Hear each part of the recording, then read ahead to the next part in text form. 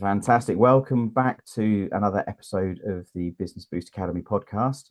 I'm with Jemima today, who is Jemima Blazdell. Did I pronounce that correctly, Jemima? Blazdell, yeah, Blazdell, yeah. yeah, fantastic. And Jemima is a therapist. She's a mind and body coach, and she's also an author as well. So, welcome to the podcast. How are you doing? Thank you. I'm really well, thank you. Thanks for having me.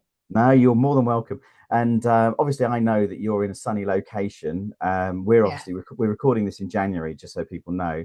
And Jemima is currently sat there drinking cold water because she's a bit of Yeah, a digital nomad at the moment. So, whereabouts are you? I am.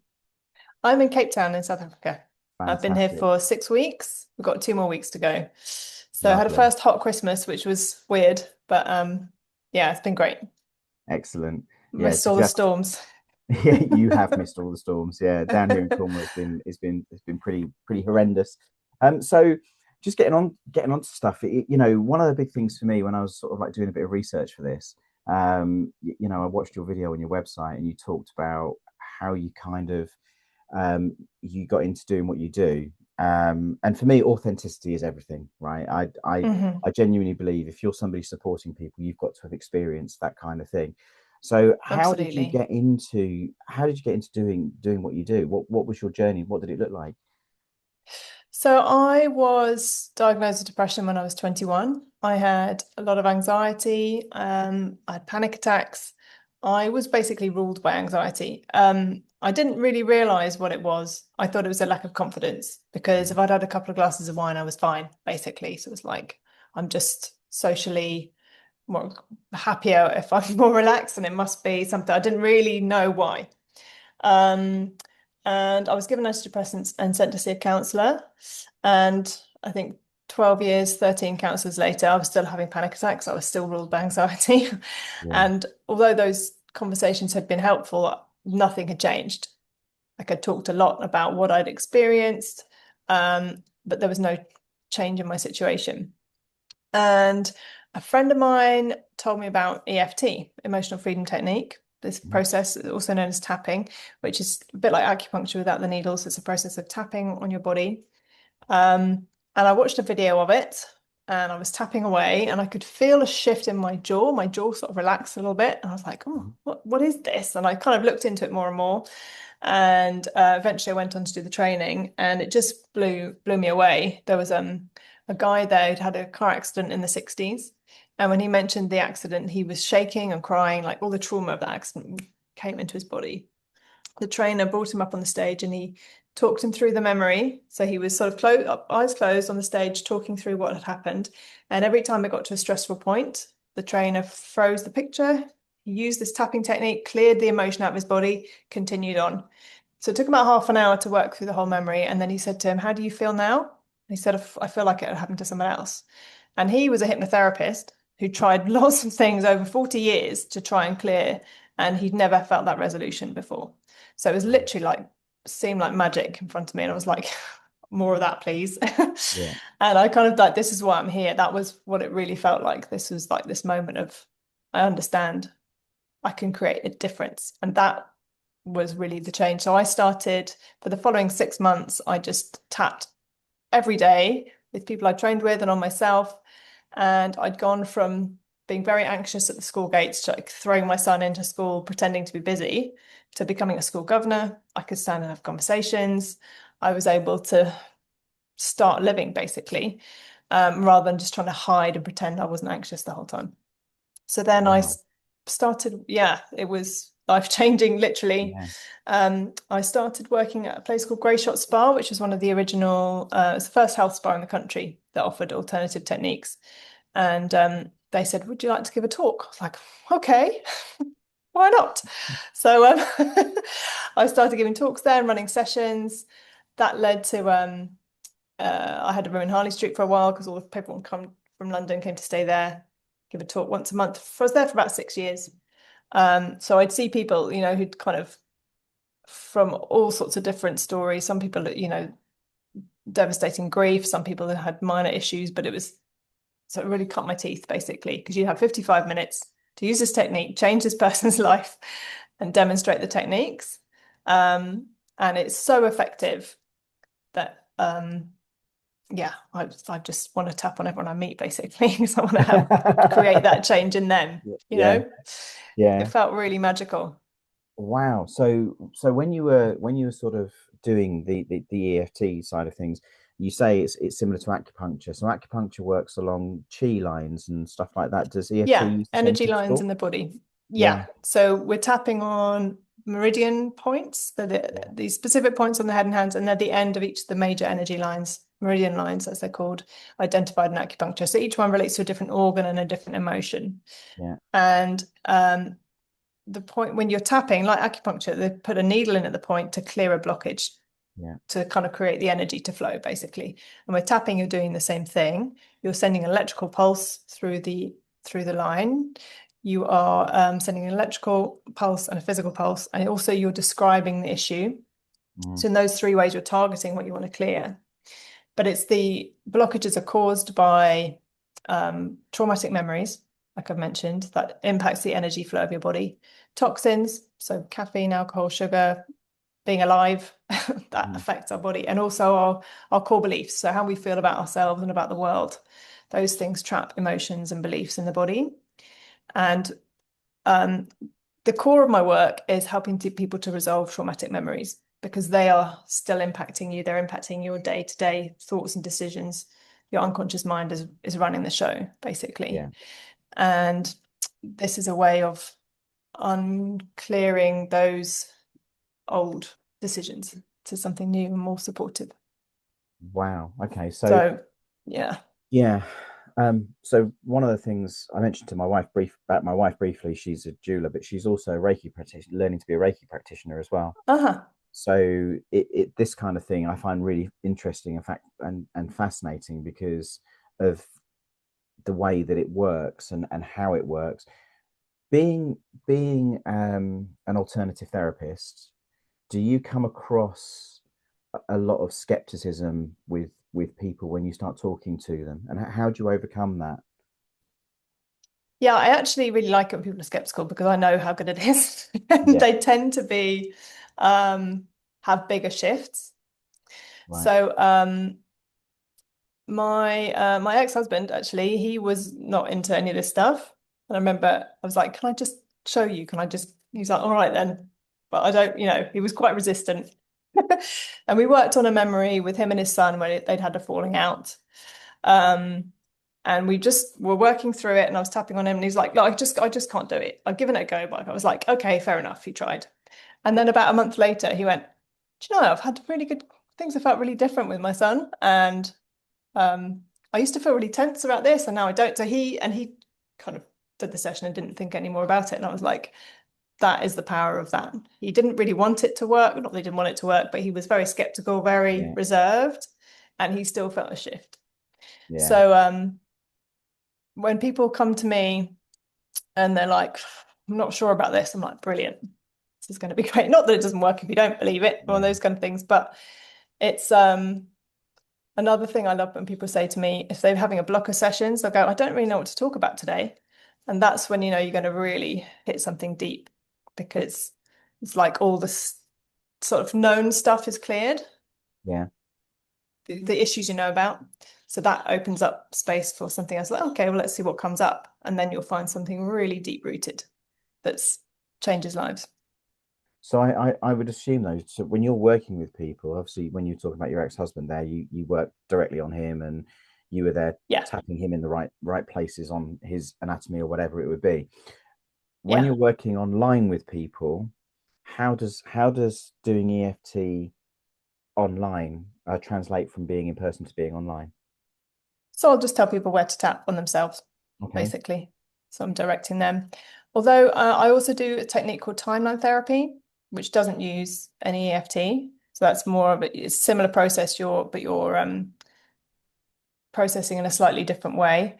The tapping I use when it's quite emotional because it helps to keep the emotion flowing. So you might just, if you're in a memory, so I'm taking someone back to a traumatic memory and they get emotional, then I'll just encourage them to tap on the collarbone. Hmm. This is what I call the emergency tapping point. And that helps to kind of connect them back with their body, it gets the emotion and energy flowing through, and it helps you to breathe more easily. So all these things help to process, like you said right at the beginning, that mind-body connection. Mm, That's what that's all about. Your body manifests what your mind believes. Your body's manifesting, showing you what your beliefs are. mm. So when you start to change the physiology, you can do it emotionally, you can do it mentally and physically. All those things tie in together. So I will tell someone to tap on themselves. And when you say there's like a physiological change, what happens with that? Is it kind of like endorphins are being released, or is it hormones that are being released? What's happening? All of those things. So it's like that. That's a tricky word, detox, but it's like releasing things. Your body holds on to memories, to emotions, to everything it's experienced. And what I'm always working with people is to feel better in the moment. And if you can relax at any point, you're going to release something. And Mm, there will be a rush of endorphins. There will be when there's an understanding, a cognition of when you were 5, you made the decision when I was the first day of school that people didn't like me, and you rewrite that decision to people do like me. There's a rush of energy around that. yeah, There's a rush of understanding of like, that's why every time I start in a new job or I start meet new people, I'm reserved because part of me believes they don't like me. So when mhm, that's gone, it's like your understanding of why you've behaved your whole life in the same way changes. It's like lights go on, and that's what I'm really good at, is finding the golden thread between the issues you have now and where they came from and how to collapse them. yeah, But people often get thirsty and tired after a session because they're working hard, their body's changing. yeah. That makes perfect sense. And it's interesting what you say about your particular skill is finding that thread and how that with the individual. And I think this is the Mm, thing, a lot of, with the coaching advising space, that obviously you sit in one area of that, I personally sit in another area of that, but it's about very much about the individual finding the the root cause and working with the individual, and that there's a skill in that alone, as absolutely. well as actually performing the work. There's a skill in that Yeah. side of things as well. So Yeah. obviously that was your journey. You've been doing this 20 years, so it's not like a new thing for you. Um, Yeah. in that time, you must have experienced highs and lows of business. What would you say is probably the biggest challenge that you faced in business for yourself? And it could be anything, but what would you say the biggest challenge would be, or has been? Um, I think most therapists would say that the inconsistency of numbers of clients and maintaining that, because I was going to say most therapists, I'm very good at therapy, Yeah, very good at what I do. And like most people, when you're self-employed, you've got to do everything. So doing all the other bits, like I don't enjoy marketing, I don't enjoy social media. I'm getting better at that, and I do like it to a point. But I'm very good at doing a project. So I did like 100-day project on Instagram and did a video every day for 100 days. yeah, I So remember you that saying about was, that. Yeah. yeah. So it's like, this is going to get me really into social media. Did 100 days, didn't go on for 2 months. It's like, Thank so God that's over with. yeah, exactly. Whew, time to look at my phone. Um, but so I think, but that's probably more me and how I like things to be different all the time. But every session is different. I've never had the same process with 2 people, Mm, because it's so individual, and that's what I love about it. But it's this, what's the small picture is the big picture, isn't it? You don't know 2 weeks the same, no 2 months are the same. That's true of numbers, of money coming in, money coming out, the social side of it. So that would probably be my biggest challenge, is inconsistency. That's probably in a nutshell. yeah. Um, And how did you overcome that? um, well, my reputation has, and my experience counterbalances that. I get most of my clients come through referrals, Mm, um, giving talks, just putting yourself out there a little bit, and but being more relaxed about it, I think, is probably I can rock up and talk in front of 100 people, not without batting an eyelid. Wasn't like that at the beginning. yeah, I So was gonna that say not bad for a experience lady. of doing that, That's not bad yeah, for a lady that was crippled with anxiety. exactly, yeah. Yeah, And that's confidence, isn't it? And yeah, um, I've done the hours basically. yeah. Um, I also really enjoy mentoring new practitioners, and um, it's really maintaining that passion of why you do it. Mm. In fact, the guy who created EFT, Gary Craig, he actually died yesterday. He passed away yesterday. Right. Okay. And you sort of sit and think about because EFT began in the 80s. There was a guy who was a psychotherapist working with someone who'd had a phobia of water. So it was so bad she couldn't drive over bridges, she couldn't bathe the children without this fear. And he'd worked with her for 2 years to a point where she could sit with her feet in water, but she couldn't look at it. So she was very impacted. And he knew about acupuncture. She said, I have all this fear in my stomach. And the stomach meridian is under the eye. So he just said, well, he just had an intuition. Just Yeah. try tapping. So she sat tapping and it cleared. And she suddenly said, I haven't got it anymore. And she ran to the neighbour's pool and she was splashing around and she didn't throw herself in. She knew that it wasn't, that it was not safe to jump in because she couldn't swim. So she didn't lose her mind. She literally cleared that fear. So he was like, wow, I'm onto a winner here. So he created, if you're feeling anxious, then you tap on this point 7 times, then you tap on this point 7 times. So it was like very specific to different emotions. And Gary Craig took that further in developing the system that I was taught, which is you tap all the points each time. You just go through all of them because emotions are layered, they're complicated, Mm. they're simple and they're complicated at the same time. So you start tapping, you work your way through, you do one round, check in, do it again. Mm. And I think staying true to that's really important to me, that the technique hasn't changed. And lots of other people do it differently. Mm. Um, Lots of different, it's like driving, isn't it? You find your way and then you Yeah. and you Absolutely. Yeah. Yeah. um and I think also I've trained with lots of different techniques as well since then. So I use all sorts of things. It's not just EFT. And I think that's another thing that's helped to keep the novelty and to keep like you're bringing good things to your clients, Yeah. Yeah, being as effective I as you I know what can. you mean when you say you learn other techniques, because I know in the time that I've been doing this, I started off and I worked in a particular way, and as time has progressed, I've learned to do things in a slightly different way. I've learned to react to different situations, and learned to know what people need differently from different situations. So I totally get what you're saying about you evolve as an individual and as a practitioner or a coach or an advisor. You evolve as time goes by, as you learn different things and everything. With regards to the medical profession, so obviously we all know big pharma likes to sort of like fund the medical profession, and a lot of doctors out there feel that the way to solve problems is to throw a bucket load of pills at a solution and a problem and hope Mm. that gives a solution. With what you're doing, obviously with alternative therapy, there's been a certain shift I've seen over the last 20 odd years of alternative therapy being considered to be completely woo woo and a load of rubbish, to now where people are actually accepting it as something that Yeah. is that is actually there. Are you finding the medical profession more accepting of the practices that alternative therapists offer now? Yes, I think so. CBT, for example, is prescribed. Yeah. EFT isn't quite there yet. We're trying as a community to get it recognized by NICE. But because all the stories are subjective, it's personal experience, um, rather than scientific results. Although there are a lot of studies that show it reduces cortisol, it's very effective. And cynical person might say that's being kept out because it works. Yeah. And that's kind of the experience that we had, as I say, as a community. But um,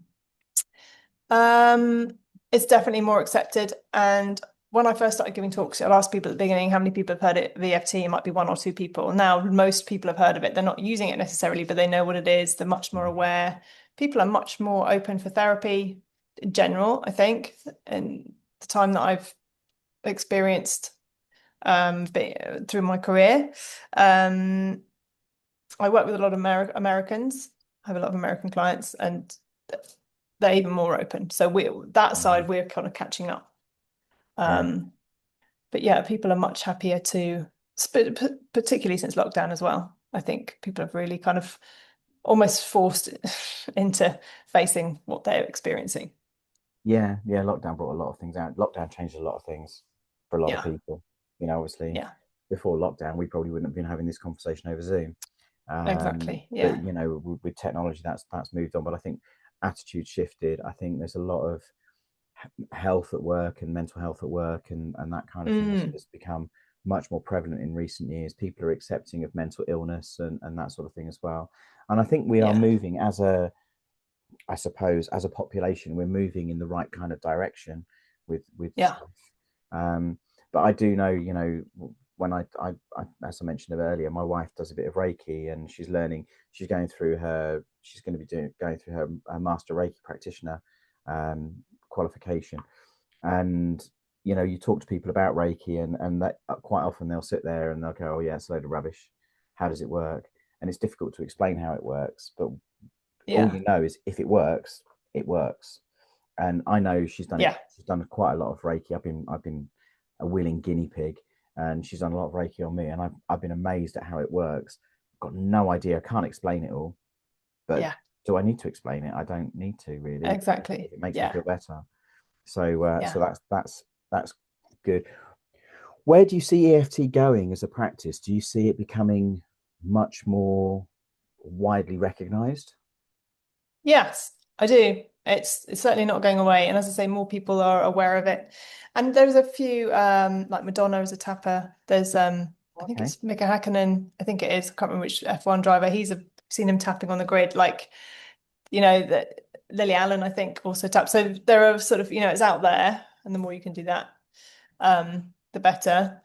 I think um I had a bit of a dream when I first started out, wanting almost like the Samaritans to have a tapping training, and like to have a tapper in every school, to have this education. It needs to be in the education. Well, self-care of some Mm, description needs to be in the education system. I think that's more important than anything. yeah, If you're alive, you have trauma and you've got to work through it to some yeah, degree. Trauma might not be the right word. You've got issues, difficulties, things that you'd want to change or you should learn about yourself. One of the women who woke me up, that's what I call her. She kind of woke me up to myself and what I was doing. She told me about a victim story. She's like, "Have you ever heard of a victim story? Because you're running one." And I was like, "Oh, it's not me, it's them." Oh, okay. So that was one of those moments. And she was amazing. And she said to me, "If you're going to be a therapist, you have to keep doing the work." And I have done therapy every week for 30 years yeah, of some form or other. I'm not on the floor anymore like I was, but I will never stop doing the self-care and the personal development because I need it, especially in my yeah. work, in my job. Um, so that's where I hope it's going, is that it becomes more and more part of accepted society that we get the help that we need. Yeah, I think society is beginning to sort of wake up to like I say to alternative therapies. But it's interesting what you say about the tapping. Before I seem to be talking about Joe a lot, my wife a lot at the moment. But before she got into the jewelry, she was a teacher and she taught a lot of autistic children, and she ran Mm, autistic units. And one of the things that autistic children do and the practice they teach them is tapping, but they call it stimming. yeah. Uh-huh. So the idea behind it is a lot of these autistic children that Joe was working with would struggle to find their position in space. So the stimming basically showed them where the ends of their fingers Helps to were, ground them. Yeah. Oh, and that amazing. was Yeah. that was the principle behind it.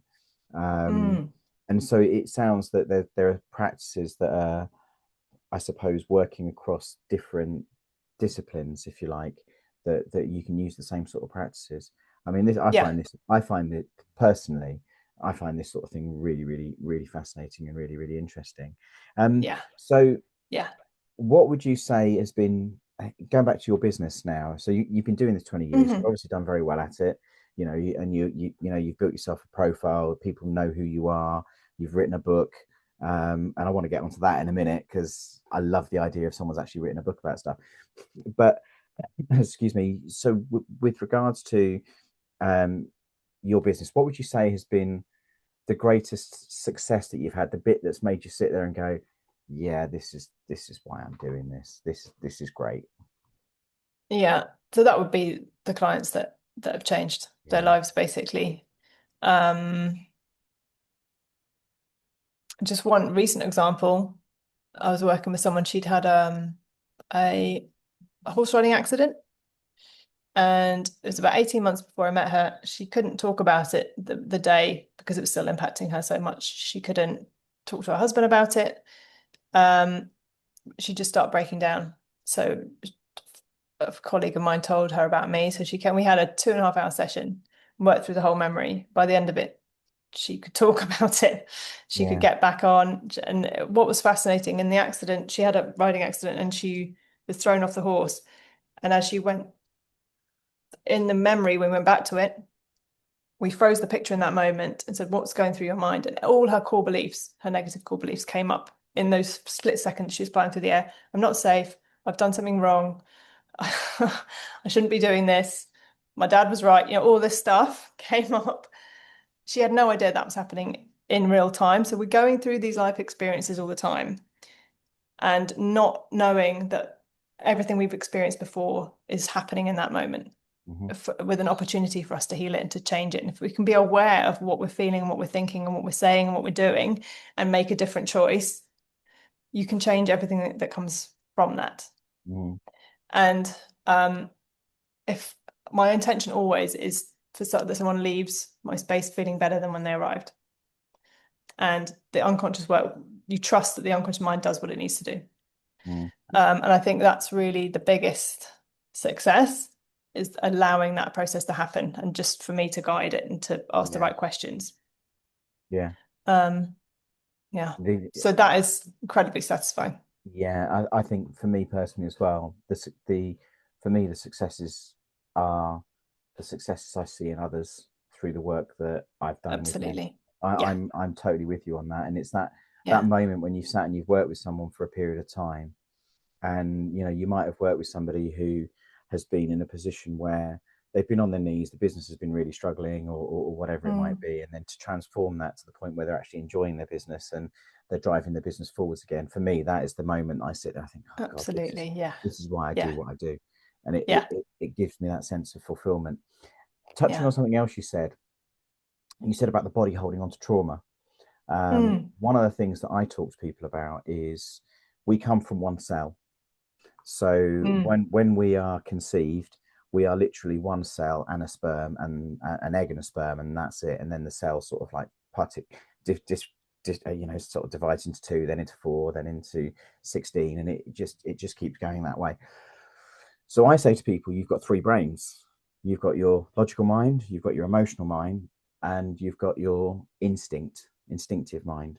And I call it mm. the head, the heart, and the stomach. And I genuinely believe that. And when you say again, your body holds on to trauma, I totally get that. It's not just all about the brain. It's about all of the cells within your body. Absolutely. And Yeah. and and I And you think can that's prove it. You can say, what was a difficult memory for you? Or what was it like the first day of school? It's often quite difficult. You can close mm, your eyes, you can go there, or the first day you drove, and you can feel what it felt like. mm, It comes back. yeah. You know, you can imagine it, but you're feeling it. You can watch a movie and feel things that you felt in the past. Yeah, absolutely. Yeah, you can sense something, you can smell a smell that takes you to a Yeah, time in your life. yeah, And yeah, and you have these flashbacks as you're going through life, generally, and I think everybody does that. absolutely. But it's just a fleeting thing that passes across your mind every now and then. Yeah, because in the moment it wasn't processed. So when you were 5 years old, you weren't didn't given what you needed. You're holding on to that until you process it. Yeah, So PTSD, post-traumatic stress disorder, is actually ongoing stress response. It's just you hold it out of your body and then it comes yeah. back when you think about it. So when you go back and resolve those memories and those difficulties, you've processed the emotional trauma, it doesn't come back anymore. Wow. Yeah. So why? So okay, this is going off tangent here. Why aren't the military using EFT techniques for helping service people with PTSD? It's a good question. It's a good question. I worked with in lockdown, we set up free EFT sessions for frontline staff. So we'd give 4 sessions to nurses, Yeah. ambulance crew, Mm. yeah, everyone who's going through lockdown. So we set Yeah. up in 2020 because there was not the support within the NHS, partly because of everything we're going through, but also because there's a hierarchy. If there's a sort of criticism, disappointment if you're not keeping it together. The same with the police. Like this guy I worked with, he'd been a policeman for 20 years, and he spent about 20 minutes telling me every traumatic event he'd experienced. And I've not repeated that to anyone else because it's so horrific, some of the things that he went through. Mhm. And he wasn't offered support because he was leaving, because he was retiring, handing his notice in. Wasn't entitled. They did do EMDR, which is a similar technique, which does work. But because he was retiring, he wasn't entitled to receive it. That's disgraceful. Yeah. That is And I remember disgraceful. he was in absolute agony, really. And I said to him, "What are you going to do next?" And his whole face changed. He went, "I'm going to be a carpenter. I'm Mhm. building my friend's kitchen out of oak." And he was like, that's what we want. That's what he was leaving. That's what he was going to. And all he'd done is work for other people, for society. And if they taught EFT through that, he would have had a tool, which is, there's always funding and resources, and probably because it's not recognized by NICE as well, that Yeah. there are limitations. The another it seems to be public sector workers as well. Mm. Teaching, Yeah. going back to my wife Mm. again. But Mm. teaching is another area where, teachers leave through stress, through trauma, through all of those sorts of things. And you've got literally people leaving the profession in droves purely because of the well, purely because of the I would say the lack of support and the lack of respect that they have. I know Mm. again with Jo, one of the things that she often says now, making jewelry, she loves making the jewelry for people. And she said when she started doing it, she said it was one of those things that actually having people appreciate what you do is something in 25 years of working before that she'd never experienced. You know, Yeah. within teaching, you get criticized by the parents, you get criticized by the Ofsted when they come in and you're not doing this properly, that properly. You get regular, they call it continuing professional development, where you get another teacher in to critique, which basically means criticize your lessons to help you improve and all that sort of stuff. And it just wears you down, it grinds you down. Yeah. So You're I think bringing we should children start. up, basically. Yeah, yeah, yeah. I think we should start a campaign to get EFT everywhere. Yeah, It sounds like a phenomenal therapy that's it really is. totally And out there once and you've learned underutilized. it, you can just do it anywhere, anytime. Yeah, There's no side effects. It's brilliant. It's a really effective tool. It's got 95% success rate. In my whole experience, I've never had anyone not had success from it, not had a shift from it. I've never had anyone say, "No, I don't feel any different." yeah, and that speaks volumes for itself. And I bet over in Yeah, 20 odd years, you've probably done work with thousands of people. thousands of people all around the world Yeah, giving talks, and you get 100 people tapping. You do this thing yeah, called the breath test where you take a breath and you notice how full your lungs feel as a uh-huh. percentage, and then do a couple of rounds of tapping. Go, how do you feel now? Oh, I can breathe more easily. So you're not focusing on anything, not doing Oh, anything, you're literally doing this tapping technique. And that works in lots of ways. So partly because you're focusing on what you're doing, so it brings you more into the moment, you're relaxing more, you're taking a breath, you're feeling more mindful. But the point is you've made an effective change. You've changed yeah. your body. And if you can do that once, you can do that 100 times. My sort of I suppose my brain is now going into overdrive about the number of different types of people you help.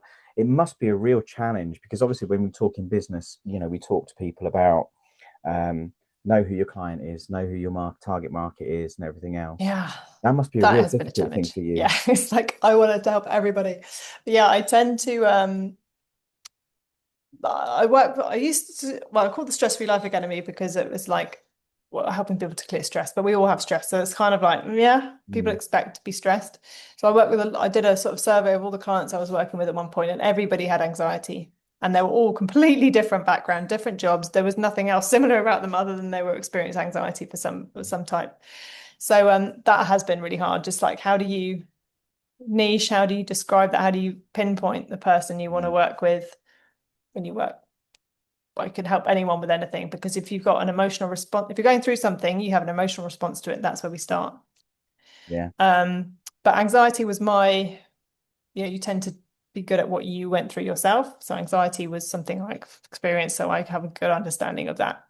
I work a lot with health anxiety as well. That's not something I've had personally, but I seem to work with a lot of people who have that. People with phobia of sickness, being sick, fear of travel, all sorts of issues. Grief, I've done a lot on grief, loss, um, you name it. I've probably done a You session probably on yeah, someone. yeah. It's really, really, it blows my mind actually how stuff like this isn't further out there in the public domain, Yeah. in terms of what people do. And I know, when working with people as well, like I say, about getting people to sort of like niche down, you could almost get specialists working in particular areas doing what you do, because there's so much from a business perspective, and I don't mean this in a crass way, but there's so much opportunity out there for somebody doing what Mm. you do. You can't service it all. Yeah, um exactly. and Yeah. and that's something that's quite interesting. So moving forwards then with your business, what's your plans for this year? Obviously you're currently living the dream, in South Africa, and Yeah. lying out on the lawn or lying by a pool drinking a pina colada or whatever. Yeah. Pool or But beach. Yeah. yeah. It's tricky. um yeah, life's rough, isn't it? um Yeah, it is. so for the next sort of like 12 months, what's your focus for your business? Where are you wanting to take it? Well, I'm launching a new website this year. I launched the Stress Free Life Academy because I wanted to teach people techniques. So I created a lot of courses, sort of self-help. Like when I was 19 and I needed to go online in the middle of the night and have someone tell me what to do. That's why I created it. Um, and I'm sort of tweaking things a little bit, and I am actually finding what do I want to focus on. Um, so that's sort of building at the moment. I'm just having a bit of a rebrand and a relaunch, basically simplifying Yeah, things. yeah. Um, I've got another book on the way, All right, okay. um, which is quite cool. It's half fiction, half non-fiction. So there'll be sort of a story with someone anxiety, a bit of a collection of all the stories I've heard. So someone experiencing anxiety, their story. And then the next chapter will be how to deal with anxiety. So practical steps on how to All right, process it okay. and clear it. So there'll Yeah. be an anger one. So that's kind of forming at the moment. So that's my big Well, project this year. that's a really cool concept, actually. Yeah, so I like that, because people will be able to relate to the fictional character, and then actually this Yeah. is how you solve fiction. This We is how go, you okay, solve now the what? Will you do Yeah, this? yeah, Yeah. So I want to reach as many people as I can, basically. yeah, Um, and I really enjoy the writing side of it. So yeah, um, I'm doing more I've got lots on my YouTube channel. I'm sort of putting myself out there a bit more, basically getting more yeah. visible. So the whole 100 days of Instagram actually has worked in a way, because it's like, Yes. Yeah. this is who I am. Yeah. Although Exactly. I can imagine you feeling absolutely done in with social media after posting for 100 days straight. I Totally really get it. enjoyed it. I really enjoyed it because I've told you before, but I'll say again, I did this there's a project going around in lockdown saying 100 happy days. So you took a photo for 100 days of something that made you Yeah. feel happy. I was like, I could do that. Stress techniques, easy. So I just wrote a list of 100 things, and I started on my birthday, and I just did a video every day for 100 days, just rocked up, did it, posted it. And then day 50, I'm like, blimey, okay, it's still going. Yeah, I'm Okay, still happy. 100 is a lot. Yeah. But it flowed. It just worked really well. Um, and it's still there on my Instagram if people want to have a look. And Fantastic. now that's what I turned into a book. So I created a book, 100 Yeah. Stress-Free Days, and that's got a technique every day. And each video was a minute long. So it was like sort of simple structure, share this, share this, share this. So Yeah. yeah, it worked well.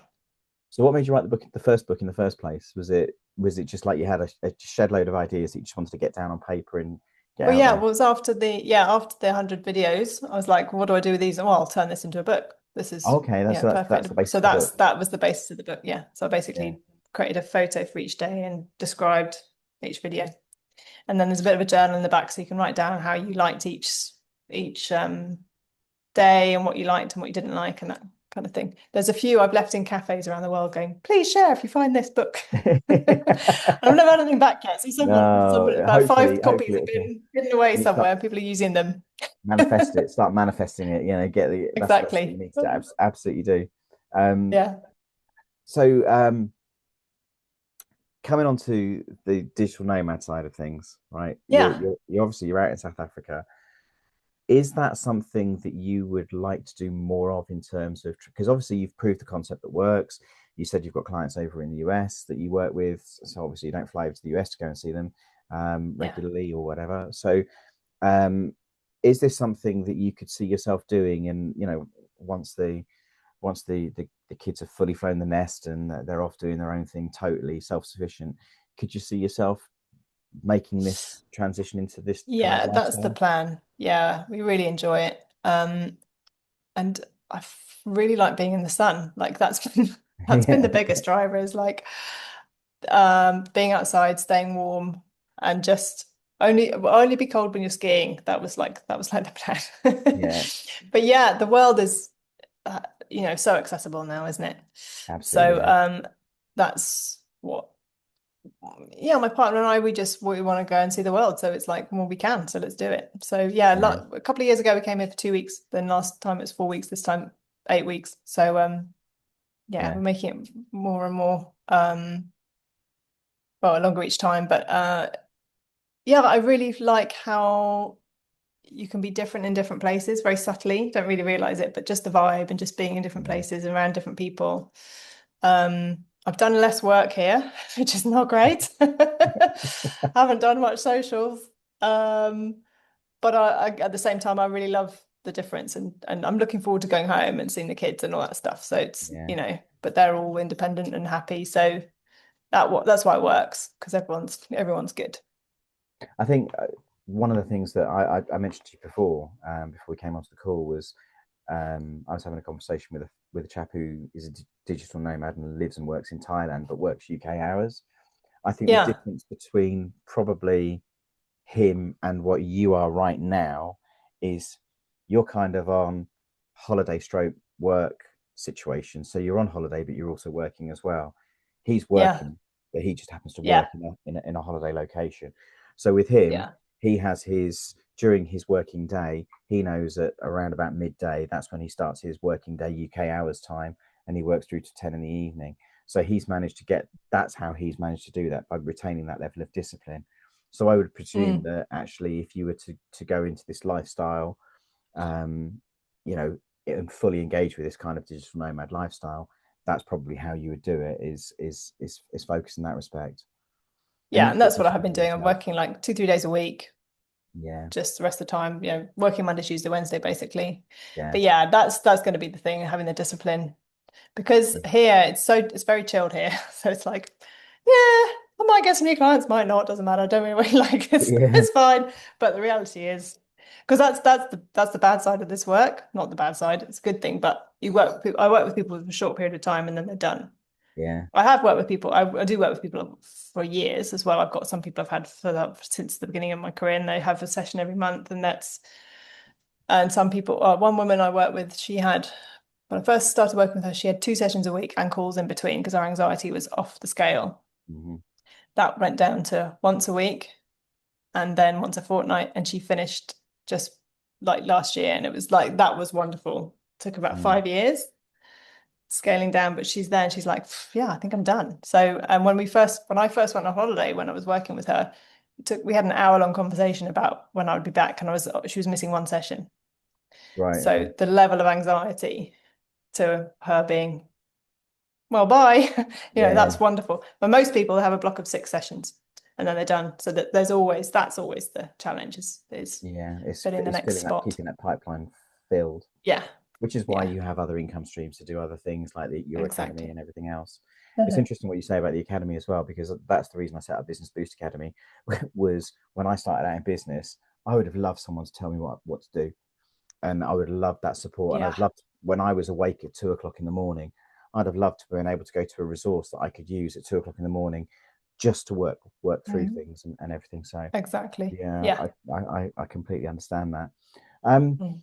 I just want to say this has been brilliant. I can't believe we've been on here for, I think it's about 50 minutes we've been on here. And Something like that, I know yeah. you've got a call and everything to jump onto. I just want to thank you for your time. It's been really, really fascinating chatting to you.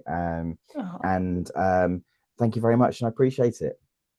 Oh, it's been an absolute pleasure. I really enjoyed it. Yeah, thank you. Thanks for inviting me. It's great. You're more than welcome. And what I'll do is I'll put a link into Jemima's details. So if anything we've talked about really sort of touches a nerve with you, or you would like to get in touch with her, you'll be able to contact her through the stuff that you see in and around this video. Anyway, thank you very Amazing. much. Thanks so much. Thank No you. worries.